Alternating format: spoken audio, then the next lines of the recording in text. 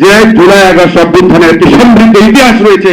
1400 মানুষের খুন, 1400 মানুষের খুন এবং 30,000 আহত মানুষ, বন্ধুত্ব মানুষের ইতিহাসের মাধ্যমে জর্জরিত জুলাই আগস্ট অভ্যুত্থান। সুতরাং তাদের ইতিহাসকে ধরে রাখতে হলে কি করতে হবে? আমাদের মাধ্যমিক এবং উচ্চ মাধ্যমিক পাঠ্যপুস্তকে তাদের ইতিহাসটা লিপিবদ্ধ করতে হবে।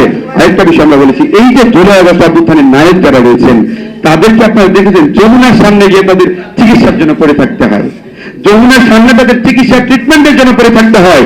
সুতরাং সেই জায়গায় তাদের চিকিৎসার জন্য জুলাই ফাউন্ডেশন হয়েছে, সেটা বিতর্কিত হয়েছে, আপনারা দেখেছেন।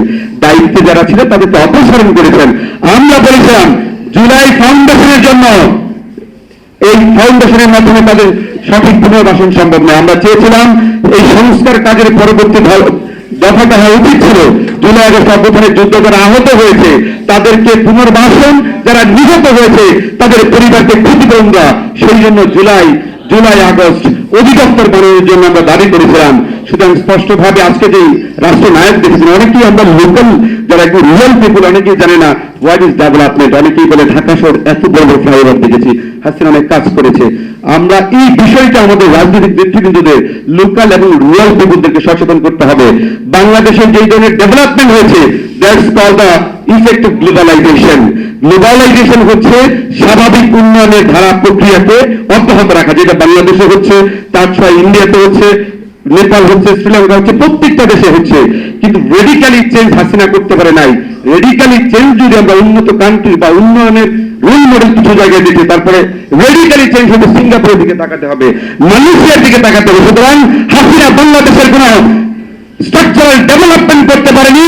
যে ইনফ্রাস্ট্রাকচারাল ডেভেলপমেন্ট গুলো করেছে, এই ডেভেলপমেন্ট গুলো হচ্ছে ইফেক্ট অফ গ্লোবালাইজেশন। সুতরাং সেই জায়গা থেকে আমরা বলবো আগামীর গণতন্ত্র রক্ষার জন্য, আগামীর গণতন্ত্রকে সুরক্ষা করার জন্য আমরা যে উদ্যোগগুলো নিয়েছি, এই উদ্যোগ একক কোনো পার্টি নিলে হবে না। আর এই যে জুলাই আগস্ট অভ্যুত্থান আমরা বলছি, এটা কি কোনো একক কোনো দলের নেতৃত্ব হয়েছিল? নিলাম একক কোন দলের নেতৃত্বে কিন্তু হয়নি।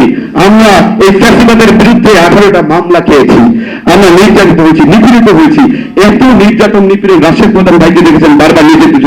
তারিকুল ভাইকে এই জুলাই আগস্ট অভ্যুত্থানে ওনাকে কিভাবে ন্যাক্কারজনক ভাবে তুলে নেওয়া হয়েছে, সেই প্রশাসন কিন্তু এখনো প্রশাসনিক জায়গা আছে।